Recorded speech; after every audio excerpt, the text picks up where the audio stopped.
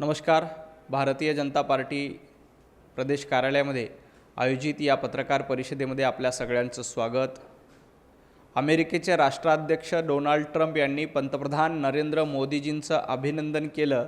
त्यानंतर संजय राऊत त्यावर देखील प्रश्नचिन्ह उपस्थित करतायत.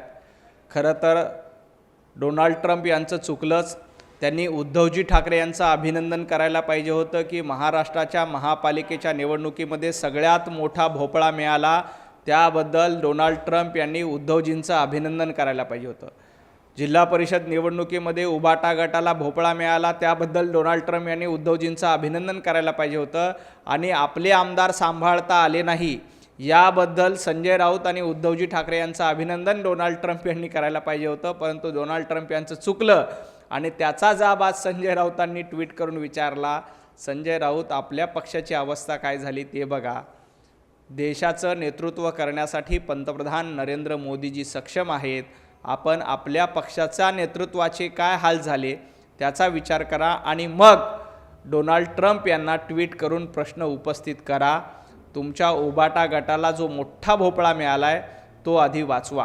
25 वर्ष तुमची युतीमध्ये सडली होती. आता गेल्या 7 वर्षापासून तुम्ही युती तोडली.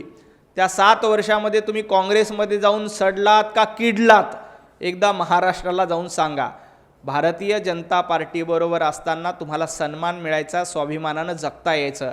आज काँग्रेसच्या बरोबर जाऊन उद्धवजी ठाकरे यांच्या पक्षाची अवस्था काय झाली आहे? उभाटा गट आता काँग्रेस बरोबर जाऊन सडला देखील आहे आणि किडला देखील आहे. मराठवाड्यामध्ये किंवा ग्रामीण भागामध्ये कीड लागली नावाचा वाक्यप्रचार आहे. अशा पद्धतीनं उभाटा गटाला कीड लागलेली आहे आणि उभाटा गटाला पोखरून काँग्रेस वाढतंय याचं आत्मपरीक्षण करा. काँग्रेसनं उभाटा गटाला एवढं पोखरलं आहे की जिल्हा परिषद निवडणूक, पंचायत समिती निवडणूक, विधानसभा निवडणुकीमध्ये उभाटा गटाला पार पोखरून टाकण्याचं काम आणि गळीत गात्र करण्याचं काम काँग्रेसनं केलेलं आहे. संजय राऊत उद्धवजी ठाकरे यांची किती अजून बेकार अवस्था करणार आहेत हे एकदा महाराष्ट्राला सांगा. तामिळनाडूमध्ये कुणाला शपथविधीला बोलवायचं याचा निर्णय राज्यपाल घेण्यासाठी समर्थ आहेत. संजय राऊत, तुम्ही राज्यपाल बनू नका. लोकभावनेचा आदर करण्याचं काम राज्यपालांच्या वतीनं निश्चित केलं जाईल. आणि महाराष्ट्रामध्ये मुख्यमंत्रीपद गेल्यापासून उद्धवजी ठाकरे आणि उभाटा गट अस्वस्थ आहे. तुम्हाला वाटत असेल की तामिळनाडूमध्ये उभाटा गटाला मुख्यमंत्रीपदाची संधी मिळावी तर संजय राऊतांनी एक पत्र घेऊन राजभवनामध्ये जावं, उद्धवजी ठाकरे यांचं नाव घेऊन जावं आणि विनंती करावी की महाराष्ट्रातल्या जनतेनं आम्हाला घरी बसवलं, किमान तामिळनाडूमध्ये तरी आम्हाला शपथविधीला परवानगी द्या. कदाचित राज्यपाल सहानुभूतीपूर्वक तुमच्या अर्जाचा विचार करतील आणि तुमचं जे स्वप्न आहे की जे महाराष्ट्रातल्या जनतेनं कधीच पूर्ण केलं नाही ते पूर्ण करण्याचा प्रयत्न कदाचित तामिळनाडूमध्ये होऊ शकतो. TVK वाऱ्यावरची वरात आहे का उभाटा गट आत्ता वाऱ्यावरची वरात आहे याचं आत्मपरीक्षण संजय राऊतांनी केलं पाहिजे. महाराष्ट्रामध्ये पाला पाचोळ्यासारखं वादळामध्ये उभाटा गट वाहून गेला आहे. त्यामुळं वाऱ्यावरची वरात उभाटा गटाची झाली आहे आणि महाराष्ट्रातल्या जनतेनं उभाटा गटाची वरात याच्या आधीच काढली. 2024च्या विधानसभेच्या निवडणुकीला उद्धवजी ठाकरे, संजय राऊत, आदित्यजी ठाकरे यांची वरात काढण्याचं काम कोणी केलं असेल तर महाराष्ट्रातल्या जनतेने केलं आहे. त्याबद्दल तुम्ही आत्मपरीक्षण केलं पाहिजे. TVKला आगापिछा आहे का नाही हे तामिळनाडूच्या जनतेनं ठरवलं आहे. तुम्हाला तुमच्या संपूर्ण हयातीमध्ये म्हणजे उद्धवजी ठाकरे यांनी जेव्हापासनं पक्षाची धुरा हाती घेतली तेव्हापासनं उद्धवजी ठाकरेंना 3 आकडी संख्याबळ महाराष्ट्राच्या विधानसभेमध्ये नेता आलं नाही. त्या थलपती विजय यांनी पहिल्या याच्यामध्ये 108 जागा मिळवल्या. उद्धवजी ठाकरेंना ते आयुष्यामध्ये कधीही जमलं नाही. उद्धवजी ठाकरे यांनी किंवा संजय राऊत यांनी ते आत्मपरीक्षण करावं आणि थलपती विजयला आगापिछा आहे का नाही हे सांगण्याच्या भानगडीत पडण्यापेक्षा संजय राऊत, तुमचा आगापिछा नेमका कुठला आहे? तुम्ही आजपर्यंत आगापिछा म्हणायला एक तरी निवडणूक लढला आहात का? भांडूपच्या गाढव नाक्यावर बसून बडबड करण्यापलीकडे आपण आयुष्यामध्ये काय केलं याचं उत्तर एकदा महाराष्ट्रातल्या जनतेला द्या आणि मग इतरांवर टीका करा. जय पवार यांनी जे विधान केलं, प्रत्येक पक्षाच्या कार्यकर्त्याची, नेत्यांची इच्छा असते की आपल्या पक्षाचा मुख्यमंत्री व्हावा. भारतीय जनता पार्टीच्या कार्यकर्त्याला वाटतं भारतीय जनता पार्टीचा मुख्यमंत्री व्हावा, राष्ट्रवादीच्या कार्यकर्त्याला वाटतं राष्ट्रवादीचा मुख्यमंत्री व्हावा, उभाटाच्याला वाटतं उभाटाचा मुख्यमंत्री व्हावं, परंतु महाराष्ट्रामध्ये 2029 पर्यंत देवेंद्रजी फडणवीस हेच मुख्यमंत्री राहतील. कारण मुख्यमंत्री पदासाठी संख्याबळ महत्त्वाचं असतं, बहुमत महत्त्वाचं असतं. 2029ला काय होईल? 2029ला ज्याचं संख्याबळ असेल त्यांचा मुख्यमंत्री होईल. आणि आत्ताची परिस्थिती बघता देवेंद्रजी फडणवीस साहेब ज्या पद्धतीनं काम करतायत त्या अर्थी 2029ला देखील भारतीय जनता पार्टी आणि महायुतीचाच मुख्यमंत्री होईल. खूप खूप धन्यवाद. भगतसिंह कोश्यारी यांनी जेव्हा देवेंद्रजी फडणवीस आणि अजितदादांना शपथविधी दिला होता तेव्हा सिंगल लार्जेस्ट पार्टी म्हणून भारतीय जनता पार्टीला बोलवलं नव्हतं. अजितदादांनी आपल्या आमदाराच्या समर्थनाचं पत्र भगतसिंह कोश्यारी यांना दिलं होतं. त्या पत्राच्या जोरावर भारतीय जनता पार्टीचे 105 आमदार आणि राष्ट्रवादीचे आमदार मिळून 144चा आकडा पुढे जात होता. म्हणून देवेंद्रजी फडणवीस आणि अजितदादा पवार या दोघांनाही शपथविधीसाठी बोलवलं होतं. भारतीय जनता पार्टी एकट्याला बोलवलं नव्हतं. संजय राऊत तुम्हाला विस्मृतीचा आजार झाला आहे.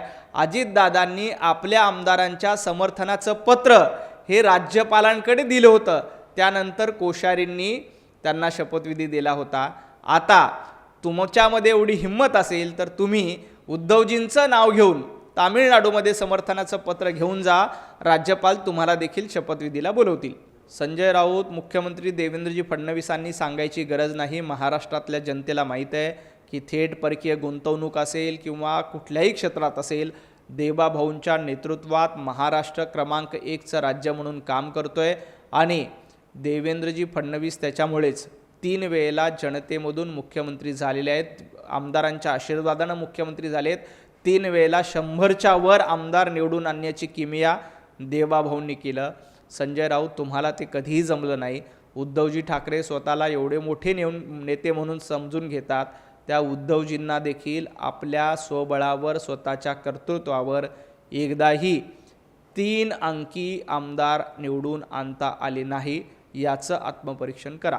संजय राऊतांनी जसं नाशिकमध्ये आजीबाईला घेऊन आंदोलन केलं तसं एकदा गोरेगावच्या पत्राचाळीमध्ये देखील मराठी माणसांची घरं लुटली त्याबद्दल जाऊन आंदोलनं केली पाहिजे. गोरेगावमध्ये पत्राचाळीच्या माध्यमातून सर्वसामान्य मराठी माणसांचं घर लुटण्याचं काम संजय राऊतांनी केलं. संजय राऊत नाशिकमध्ये तो ढोंगबाजीपणा तुम्ही करतायत ना, त्या गोरेगावमध्ये अनेक वयोवृद्ध आजी आजोबांची घरं तुम्ही लुटलीत. त्यांना रस्त्यावर आणण्याचं पाप तुम्ही केलं. त्या आजी आजोबांना घेऊन देखील एकदा आंदोलन करा. आणि हा बेगडीपणा ढोंगीपणा नाही आहे हे सांगण्यासाठी पत्राचाळीमध्ये जे तुम्ही पैसे कमवलेत ते लोकांना पैसे परत द्या. पत्राचाळीमध्ये तुम्ही मराठी माणसांची घरं लुटून स्वतःची घरं भरलीत, ती विकून पुन्हा एकदा मराठी माणसाला घरं द्या. तरच तुमचा हा ढोंगीपणा नाही हे जनतेला कळेल. भारताची लोकशाही शेवटचा श्वास घेत नाही. संजय राऊत उभाटा गट शेवटचा श्वास घेते. तुमचा पक्ष शेवटचा श्वास घेते. कारण तुमच्या पक्षाला नाकारण्याचं काम आणि घरी बसवण्याचं काम जनतेला केलं. भारतातील लोकशाही जिवंत आहे. जेव्हा आसाममध्ये भारतीय जनता पार्टी जिंकते तेव्हा लोकशाहीची हत्या असते. जेव्हा पश्चिम बंगालमध्ये भारतीय जनता पार्टी जिंकते तेव्हा लोकशाहीचा गळा घोटला जातो. आणि केरळमध्ये काँग्रेस जिंकले की लोकशाहीचा विजय असतो. तामिळनाडूमध्ये TVK जिंकले की लोकशाहीचा विजय असतो. कर्नाटकमध्ये काँग्रेसचं सरकार आलं की लोकशाहीचा उदो असतो. संजय राऊत हा ढोंगबाजपणा आहे. हा ढोंगीपणा थांबवा. हा रोज उठून असा ढोंगीपणा करणार असाल तर येणाऱ्या काळामध्ये तुमच्या पक्षाची अवस्था, मी म्हटलं ना की लोकशाहीची अवस्था, लोकशाहीचा श्वास कोणला जात नाही. उद्धवजी ठाकरे तुमचा पक्ष अखेरचा श्वास मोजतोय, त्याच्याकडे बघा. सर्वात मोठा पक्ष जो कोणी असतो त्याला बहुमतासाठी निश्चितपणे बोलवलं जातं. परंतु आपण बघा तामिळनाडूमध्ये राजकीय स्थिती आता वेगवेगळ्या बैठका सुरू आहेत. त्यातून जो योग्य बहुमत सिद्ध करू शकेल अशाला निश्चितपणे बोलवलं जाईल. केरळमध्ये देखील तिथेही कुणी आडकाठी करत नाही. केरळमध्ये बहुमताचं सरकार काँग्रेसचं येते, तिथं शपथविधी होतोय. तामिळनाडूमध्ये देखील ज्याच्याकडे बहुमत असेल त्याला निश्चितपणे शपथविधीसाठी बोलवलं जाईल. फक्त संजय राऊत आणि उद्धवजी ठाकरे यांची जास्त इच्छा असल्यामुळे, कारण त्यांना महाराष्ट्रात मुख्यमंत्रीपद मिळालं नाही, त्यामुळं त्यांची इच्छा आहे की आता महाराष्ट्रात आपली डाळ शिजली नाही, तामिळनाडूमध्ये त्रिशंकू परिस्थिती आहे, कारण 2019ला महाराष्ट्रामध्ये त्रिशंकू परिस्थिती आली होती आणि त्या काळामध्ये उद्धवजी ठाकरे मुख्यमंत्री झाले होते. आता तशी स्थिती तामिळनाडूमध्ये आली. उद्धवजींना वाटतं की त्रिशंकू परिस्थिती आल्यानंतर आपल्याला मुख्यमंत्रीपद मिळू शकतं, म्हणून संजय राऊत सकाळी उठून तामिळनाडूच्या राज्यपालांवर टीका करतायत आणि उद्धवजींना मुख्यमंत्री करण्याचं स्वप्न कदाचित तामिळनाडूमध्ये पूर्ण होऊ शकेल असं संजय राऊतांना वाटतंय. वंदनीय हिंदू हृदय सम्राट बाळासाहेब ठाकरे यांनी हिंदुत्वासाठी देशभरामध्ये आवाज उठवण्याचं काम निश्चित केलं, परंतु आज तुम्ही काय करतायत? हिंदुत्ववादाची मतं विभागू जाऊ नये म्हणून तुम्ही औरंगजेबाचा उदो करतायत का? म्हणून तुम्ही अफजल खानाचा उदो करतायत का? की हिंदुत्वाची मतं भारतीय जनता पार्टी आणि उभाटा गट यांच्यामध्ये विभागली जाऊ नये, हिंदुत्वाची सगळी मतं भारतीय जनता पार्टीलाच मिळावी, यासाठी आम्ही आता अफजल खानाचा उदो करणार आहेत, आम्ही औरंगजेबाचा उदो करणार आहे, आम्ही याकूब मेमनच्या कबरीचं सुशोभीकरण करणार आहे, असा निर्णय संजय राऊत आणि उद्धवजी ठाकरे यांनी घेतला का? याचं उत्तर दिलं पाहिजे. वंदनीय हिंदू हृदय सम्राट बाळासाहेब ठाकरे हे हिंदुत्ववादाच्या विचाराचे होते. त्यांनी हिंदुत्ववाद वाढवण्यासाठी काम केलं आणि त्याचा आम्हाला अभिमान आहे. बाळासाहेब ठाकरे यांचे विचार पुढे घेऊन जाण्याचं काम आज एकनाथजी शिंदे करतायत, परंतु तुम्ही कुणाचे विचार पुढे घेऊन जातायत? तुम्ही त्या औरंगजेब फॅन क्लबचे अध्यक्ष होऊन औरंगजेबाचा उदो करतायत, त्याच्याकडे जरा लक्ष द्या.